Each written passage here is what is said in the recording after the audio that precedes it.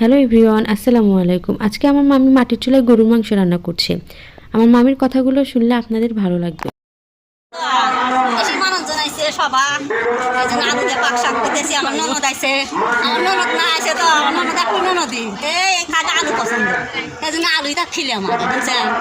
আমার ননদ নাতিন হয়েছে রাত দেখাবেন না, নাতিন দিটা পাগল। হ্যাঁ নাতিন খাইছে না ওই গরুর মাংস ওই মাছ দিয়েছিলাম 5 কেজি পাশি ওই পাড়া হাসছি কিন্তু নাসরিন। হ্যাঁ মামনে কইও গরুর মাংস আর দিও আছে সব মিলে সব কিছুই পাচ্ছি। হ্যাঁ এটাই আসতেছে মিক্সন করে দাও। আব্দুল মান্নান এইটাও ভিডিওতে। হ্যাঁ আগুন জানতাম না তোমার না আপনি এসে নিয়ে আসেন, আপনি আনছেন কষ্ট আমি দেখেন না